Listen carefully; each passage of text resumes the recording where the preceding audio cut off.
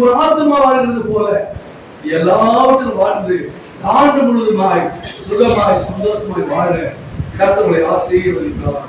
ஆமென். நாம் நேரடியாக சங்கீத கொஞ்சம் நேரம் கடந்து போவோம். மத்தியில் ஒரு கல்யாண எப்சிபா இந்த சங்கீதத்தை படிப்போம்.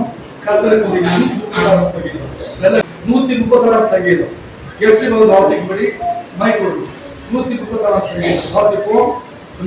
துதியுங்கள், அவர் கிருபை என்றும் உள்ளது. சிவந்த சமுத்திரத்தை இரண்டாக பிரித்தவரை துதியுங்கள், அவர் கிருபை என்றும் உள்ளது. அதன் நடுவே இஸ்ரவேலை கடந்து போக பண்ணினவரை துதியுங்கள், அவர் கிருபை என்றும் உள்ளது. பார்வோனையும் அவன் சேனைகளையும் சிவந்த சமுத்திரத்திலே கவிழ்த்து போட்டவரை துதியுங்கள், அவர் கிருபை என்றும் உள்ளது.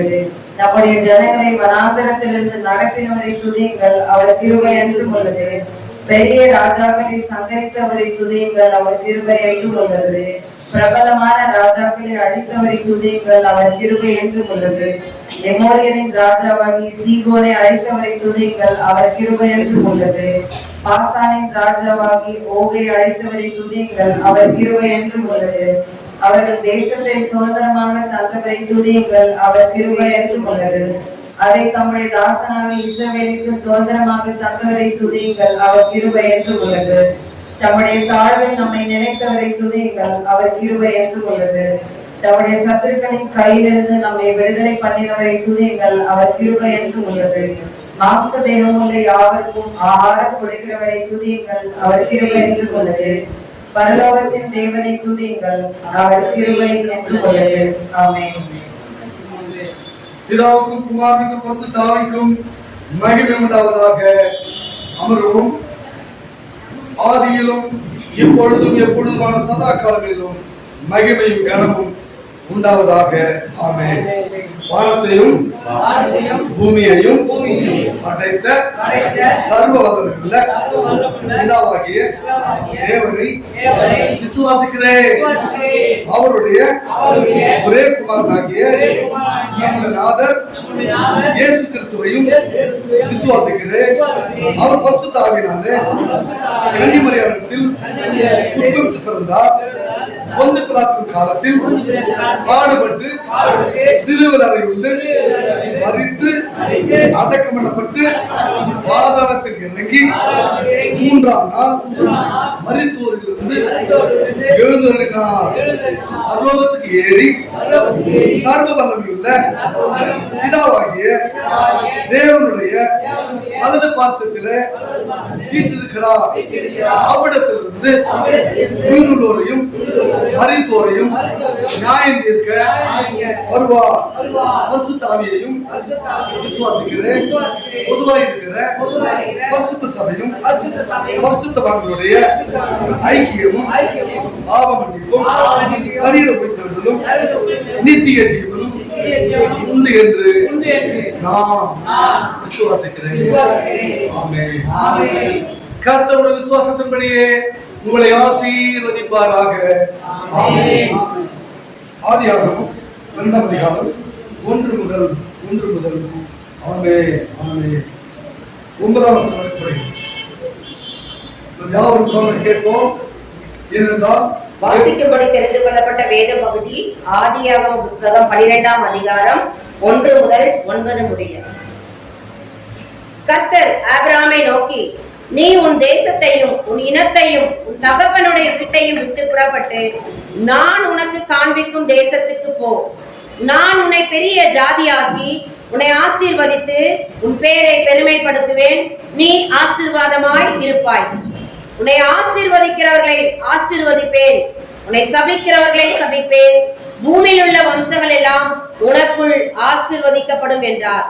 கர்த்தர் ஆபிரகாமுக்கு சொன்னபடியே அவன் புறப்பட்டு போனான். லோத்து அவனோட கூட போனான். ஆபிரகாம் ஆரானை விட்டு புறப்பட்ட போது 75 வயதுள்ளவனாய் இருந்தான். ஆபிரகாம் தன் மனைவியாகிய சாராயையும் தன் சகோதரனுடைய குமாரனாகிய லோத்தையும் தாங்கள் சம்பாதித்திருந்த தங்கள் சம்பத்தை எல்லாவற்றையும் ஆரானிலே சவதரித்த ஜனங்களையும் கூட்டிக் கொண்டு அவர்கள் கானான் தேசத்துக்கு புறப்பட்டு போய் கானான் தேசத்திலே சேர்ந்தார்கள். ஆபிரகாம் அந்த தேசத்தை சுற்றி திரிந்து சீகேம் என்னும் இடத்திற்கு சமீபமான மோரே என்னும் சமபூமி மட்டும் வந்தான். அக்காலத்திலே கானானியர் அத்தேசத்தில் இருந்தார்கள். கர்த்தர் ஆபிரகாமுக்கு தரிசனமாகி, உன் சந்ததிக்கு இந்த தேசத்தை கொடுப்பேன் என்றார். அப்பொழுது அவன் தனக்கு தரிசனமான கர்த்தருக்கு அங்கே ஒரு பலிபீடத்தை கட்டினான். பின்பு அவன் அவ்விடம் விட்டு பெயர்ந்து பெத்தேலுக்கு கிழக்கே இருக்கும் மலைக்கு போய் பெத்தேல் தனக்கு மேற்காகவும் ஆயி கிழக்காகவும் இருக்க கூடாரம் போட்டு அங்கே கர்த்தருக்கு ஒரு பலிபீடத்தை கட்டி கர்த்தருடைய நாமத்தை தொழுது கொண்டான். அதன் பின் ஆபிரகாம் புறப்பட்டு தெற்கே பிரயாணம் பண்ணி கொண்டு போனான். ஆமென். வாசிக்கப்படி தெரிந்து கொள்ளப்பட்ட வேத பகுதி வாசித்து முடிந்தாயிற்று. தேவனுக்கே மகிமை உண்டாவதாக. இது ஆண்டவரின் அருள்வாக்கு. இயேசு கிறிஸ்துவே, உமக்கு கனமும் மகிமையும் புகழும் சோத்திரமும் சதா காலங்களிலும் உண்டாவதாக. ஆமென். நான் அன்னதானம் பண்ணினாலும் என் சரீரத்தை சுட்டரிப்பதற்கு கொடுத்தாலும் அன்பு எனக்கு இராவிட்டால் எனக்கு பிரயோஜனம் இல்லை. திருப்பப்படுகிறேன். எனக்கு உண்டான யாவற்றையும் நான் அன்னதானம் பண்ணினாலும் என் சரீரத்தை சுட்டரிக்கப்படுவதற்கு கொடுத்தாலும் அன்பு எனக்கு இல்லாவிட்டால் எனக்கு பிரயோஜனம் ஒன்றுமில்லை. அன்பு நீடிய சாந்தமும் தயவும் உள்ளது. அன்புக்கு பொறாமை இல்லை. அன்பு தன்னை புகழாது, இருமாப்பாய் இராது, அயோக்கியமானதை செய்யாது, தற்பொழிவை நாடாது, சினம் அடையாது, தீங்கு நினையாது, அநியாயத்தில் சந்தோஷப்படாமல் சத்தியத்தில் சந்தோஷப்படும், சகலத்தையும் தாங்கும், சகலத்தையும் விசுவாசிக்கும், சகலத்தையும் நம்பும், சகலத்தையும் சகிக்கும். அன்பு ஒரு காலம் ஒழியாது என்பதே இது ஆண்டவரின் அருள் வாக்கு. இயேசு கிறிஸ்துவே, உமக்கு கனமும் மகிமையும் புகழும் சோத்திரமும் சதா காலங்களிலும் உண்டாவதாக. ஆமென் சொல்லுமா. Praise the Lord. ஸ்தோத்திரம் சொல்லுங்க எல்லாரும். ஸ்தோத்திரம். இயேசுவுக்கு ஸ்தோத்திரம் சொல்லுங்க. ஸ்தோத்திரம் ஆண்டவரே. கடவுளுக்கு நன்றி சொல்லலையா? போன வருஷம் யாரெல்லாம் சர்ச்சுக்கு வந்தீங்க? போன வருஷம் இந்த 2025 நியூ இயர்க்கு யாரெல்லாம் சர்ச்சுக்கு வந்தீங்க? கை தூக்குங்க. இல்ல கர்த்தர் 12 மாசமும் கடவுள் அற்புதமாய் நடத்தி அடுத்த புது வருஷத்துக்குள்ள திருச்சபைக்குள்ள கடந்து வர கர்த்தர் உதவி செய்திருக்காரு இல்லையா? கோடி கோடி நன்றி சொல்லலாமா? சொல்லுங்க ஏசப்பா. அப்ப கோடி கோடி நன்றி. கோடி கோடி நன்றி ஆண்டவரே. ராடி 2026ஆம் வருஷத்தோட வாழ்த்து சொல்ல போறாங்க. உங்களை ஒருத்தவங்க பார்த்த உடனே உங்களை என்ன எதிர்பார்ப்பீங்க? அவங்க கையில நல்லா இருக்கணும் அப்படி சொல்லணும் இல்லையா? உங்களை பார்த்த உடனே எல்லாரும் என்ன சொல்லணும்? நல்லா இருக்கணும். பெரியவங்க கிட்ட காலைல இருந்து ஆசீர்வாதம் அவங்க என்ன சொல்லுவீங்க? அவங்க என்ன பண்ணுவாங்க? நீங்க நல்லா இருக்கணும். புதுசா திருமணம் ஆனவங்க எல்லாரும் என்ன சொல்லுவீங்க? நல்லா இருக்குமா? 16 பெற்று பெருவாழ்வு வாழணும். பிறந்த நாள் கொண்டாடுற குழந்தைங்க உங்ககிட்ட வந்தா அந்த வருஷம் முழுக்க நீ எப்படி இருக்கணும்? நல்லா இருக்கணும் அப்படின்னு எல்லாரும் வாயில வர வார்த்தை என்ன? நல்லா இருக்கணும். போன வருஷம் முழுசும் கடவுள் நல்லவரா இருந்தாரா? சொல்லுங்க ஆண்டவரே, நீங்க போன வருஷம் முழுசும் நல்லவரா இருந்தீர். நன்றி ஆண்டவரே. கோடி கோடி நன்றி ஆண்டவரே. அப்ப 2026 முதல் நாள் பாருங்க, கடவுள் நம்மள திருச்சபைக்குள்ள கொண்டு வந்திருக்காரு. இன்னைக்கு உங்களுக்கு ஒரு வாழ்த்து சொல்ல போறாரு. போன வருஷம் ஒரு 2 காரியத்தை சொன்ன. யாருக்கா ஞாபகம் இருக்கா? யாருக்கா இல்லையா? 2 காரியத்தை 2 கையும் தலையில வச்சு பிரேயர் பண்ணுங்கன்னு சொன்னேன். ஞாபகம் இருக்கா? கை வச்சது மட்டும் ஞாபகம் இருக்கா? டெய்லி இப்படி ஒரு கை வைங்க, இப்படி ஒரு கை வைங்க சொன்னா எனக்கு குறித்திருக்கிறதை நிறைவேற்றுவார். போன வருஷம் முழுக்க கடவுள் குறிச்சதை நிறைவேற்றினாரா? இன்னைக்கு பாருங்க, நம்ம வியாதியோ பலவீனமோ சுகவீனமோ இல்லாம ஹாஸ்பிட்டலுக்கு போகாம நல்ல கை கால கொடுத்து கர்த்தர் கடவுள் திருச்சபை கொண்டு வந்திருக்காரு இல்லையா? என்னோட ஒவ்வொரு நாளும் கடவுள் என்ன சமாதானமாய் குடும்பம் பண்ணணும்னு சொல்லி ஜெபம் பண்ண ஞாபகம் வந்துச்சா? 2 காரியத்தை நிறைவேற்றினாரா? சரி, இந்த வருஷம் 2 கை மட்டும் இல்ல, இப்படி தலையில வைக்கிறதுல நீங்க இப்படி அள்ளிட்டு போறீங்க ஆசீர்வாதத்தை. எப்படி?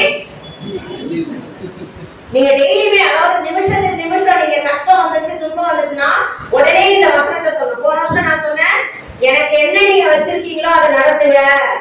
என்ன நடந்தாலும் பரவாயில்ல, நைட்டு நான் எப்படி தூங்கணும்? சமாதானமா தூங்கணும்னு சொன்னேன். இன்னைக்கு நான் கொடுக்க போறத அள்ளிட்டு போறதுக்கு கை இருக்கான்னு தெரியல. ஒருத்தவங்க ஆசீர்வாதிச்சுட்டாலே அப்படி ஒரு சந்தோஷம். அவங்க ஒண்ணும் கூட கொடுத்துக்க மாட்டாங்க. நீ நல்லா இரு சாமின்னு சொல்லுவாங்க.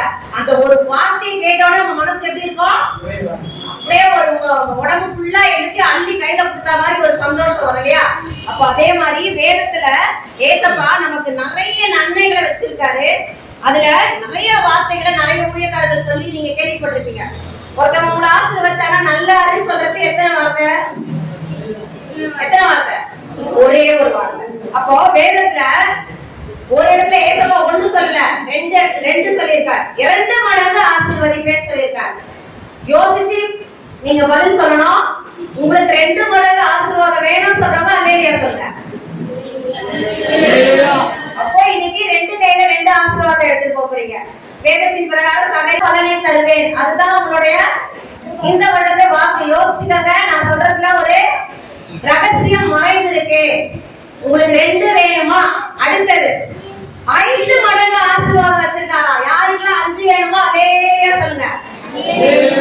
அப்ப 2 சொல்றவங்க என்ன பண்ணலாம்? 2 5 சேர்த்து 7 எடுத்துக்கலாமா? அது மாத்திரம் இல்ல, வேதத்துல பாருங்க, ஒரு மனுஷன் ஒரு ஆசீர்வாதம் நல்லா இருக்கான் அப்படின்னு ஒரு சிம்பிளா ஒரு வார்த்தையை சொல்லிட்டு போயிடுவான். ஆனா வேதம் நமக்கு எத்தனை ஆசீர்வாதம் வச்சிருக்கான்? முதல்ல 2, அடுத்தது 5. அடுத்தது வேதத்துல ஒரு இடத்துல போட்டிருக்கு, தானியேல் 1:20 10 மடங்கு. யாருக்கெல்லாம் 10 மடங்கு வேணும்? 10 கை, ஒரே ஒரு கை தான் இருக்கு. 10 மடங்கு எப்படி தூக்கி போக முடியும் தெரியல இல்லையா? ஆனாலும் எனக்கு வேணும், ஆசை விடாது இல்லையா? ஒரு பிரியாணில 10 பிரியாணி கொடுத்து போனா எங்க வீட்டுக்கு எல்லாருக்கும் நம்ம சாப்பிடுவோம் இல்லையா? அப்போ ஆண்டவரே 10 மடங்கு ஆசீர்வதிக்க போகிறீர், சோத்திரம். அடுத்தது சரி, 10 மட்டும் போதுமா உங்களுக்கு? பைபிள்ல நிறைய இருக்கு. உங்களுக்கு எது வேணும்? 10 போதுமா? போதுமா? முடிச்சிடலாமா? இல்ல நிறைய வேணுமா? நிறைய வேணுமா? சரி, அடுத்து பைபிள்ல ஒரு வசனம் இருக்கு, 2 சாமுவேல் 24:3 100 மடங்கு ஆசீர்வாதமா. எத்தனை? 100ன்றது என்ன சொல்லுவோம்? எக்ஸாம்ல டெஸ்ட் ஏதாவது மார்க் 100க்கு 100. அம்மா என்ன சொல்றாங்க? 100க்கு 100 வாங்கிட்டு வராம என்னடா கம்மியா வாங்கிட்டு சொல்லுவாங்க. அப்ப 100ன்றது என்னது?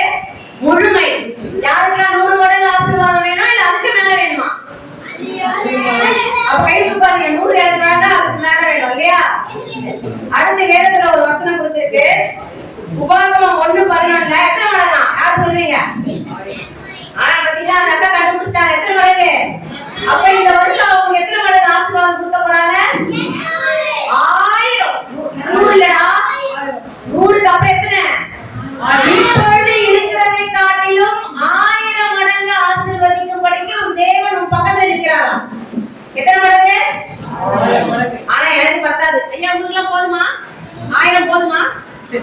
அதுக்கப்புறம் கேட்டா தரமாட்டா. 1000 போதுமா? நிறைவா வேணுமா? பிஷப்பையாக்கே உங்களுக்கு 1000 போதுமா? போதும் சொல்றவங்க 1000 மட்டும்தான். ஆனா எனக்கு பத்தாது. எத்தனை வேணும்? அடுத்து யாரு சரியா சொல்றீங்களோ அவங்களுக்கு ஒரு gift.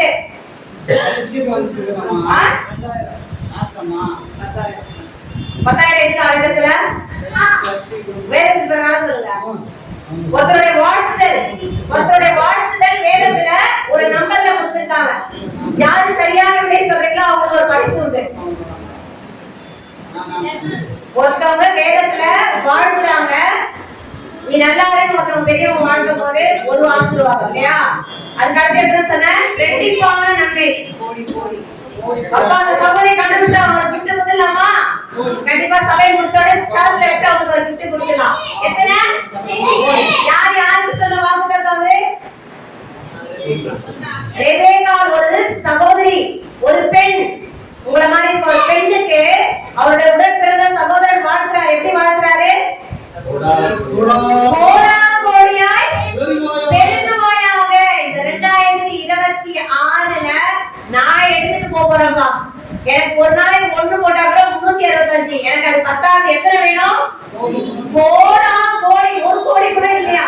1 கோடி லாட்டரி டிக்கெட் அடிச்சா பயங்கரமா நமக்கு இமேஜின் பண்ணிட்டு ஓடிடுவோம். ஆனா கடவுளுடைய சித்தம் என்னன்னா, இந்த வருஷம் உங்களை எப்படி ஆசீர்வதிக்க போறாரா? கோடா கோடியாய் ஆசீர்வதிக்க போறேன்னு சொல்லியிருக்காரு.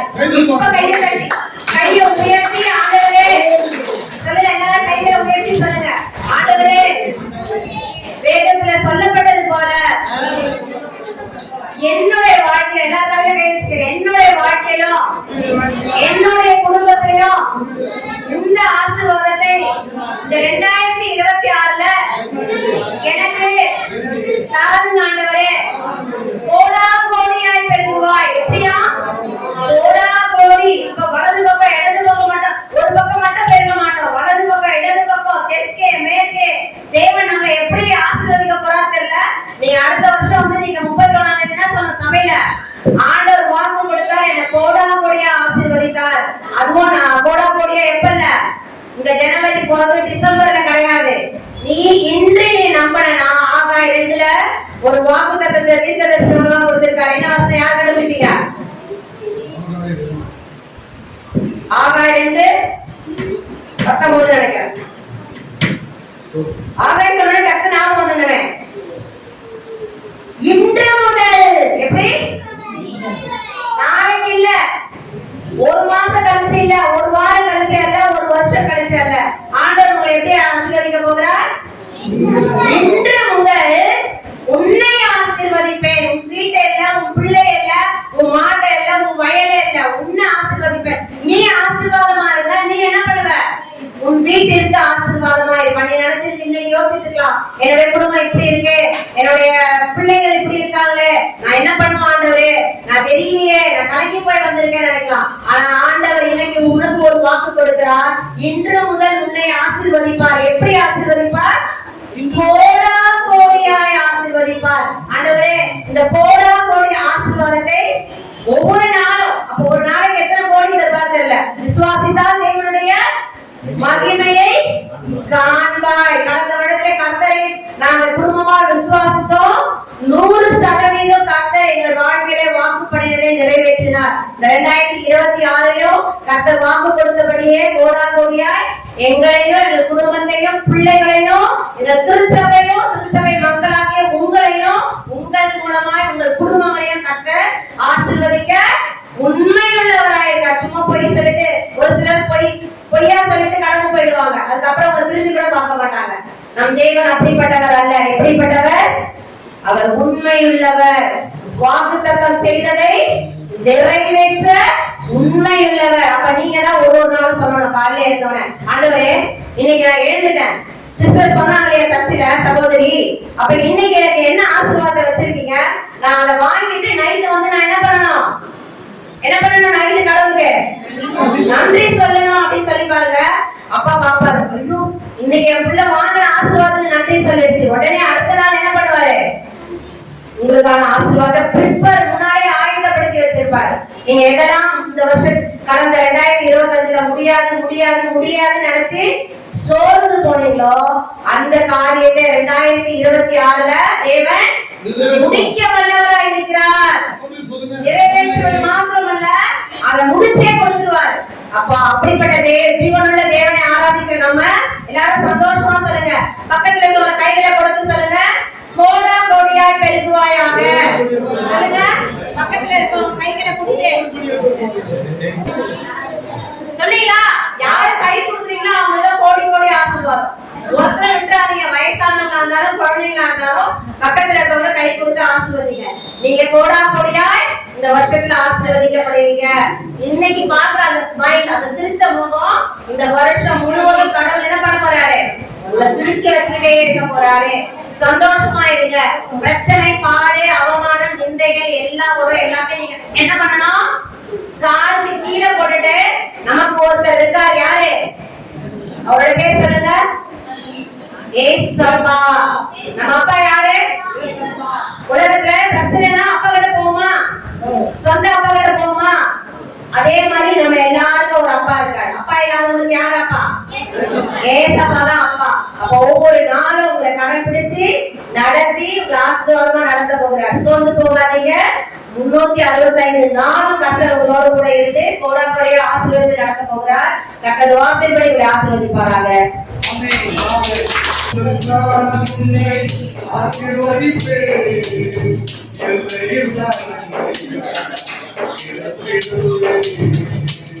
செல்லும் இடமெல்லாம் காவலாய் நான் இருப்பேன். செல்லும் இடமெல்லாம் காவலாய் நான் இருப்பேன். சொன்னதை செய்திடுவேன், கைவிடவே மாட்டேன். சொன்னதை செய்திடுவேன், கைவிடவே மாட்டேன். நீ வரும் இந்த தேசம் உனக்கு தந்திடுவேன். நீ வரும் இந்த தேசம் உனக்கு தந்திடுவேன். ஆசீர்வதிப்பேன்.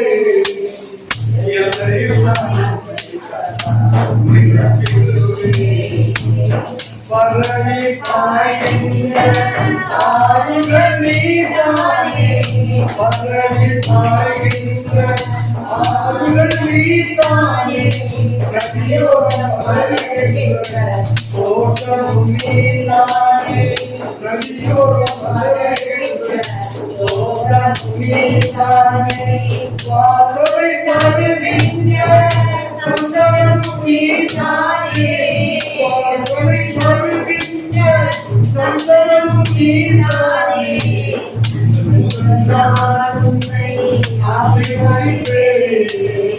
எல்லையில்லா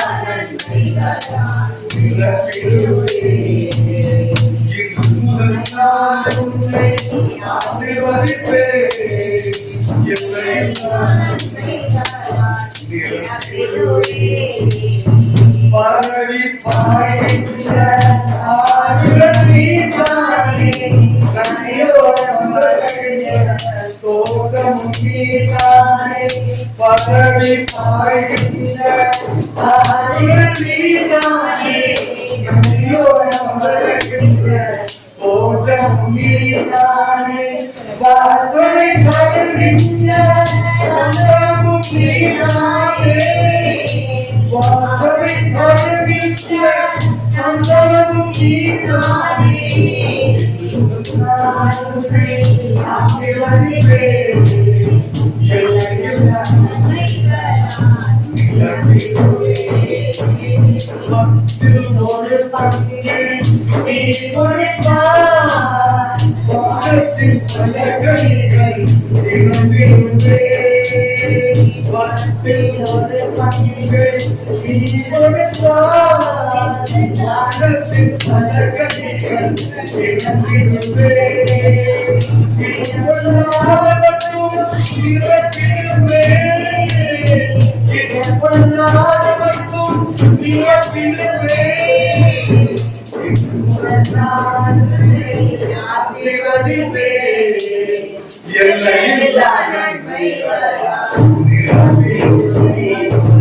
அவனவன் விசுவமாய் வந்த கட்டாயம் அல்ல தன் மனதில் நியமித்திருக்கிறபடியே கொடுக்க கடவன் உற்சாகமாய் கொடுக்கிற விடத்தில் தேவன் பிரியமா இருக்கிறார். தலைவர் நாம் கனப்படுத்த போறோம். இந்த திருச்சபைக்கு இந்த இடம் அவங்க இடம் தான். கேட்டு பாப்பா, இந்த இடம் அவங்க இடம் தான். அவங்க தான் என்ன பண்ணுங்க, பேங்க் லோன் போட்டு 2002 நிலத்தை வாங்கி பின்னால சர்ச்சைக்கு வீடு கட்டணும். இதுல முன்னாடி சர்ச்சை கேட்டு பாருங்க.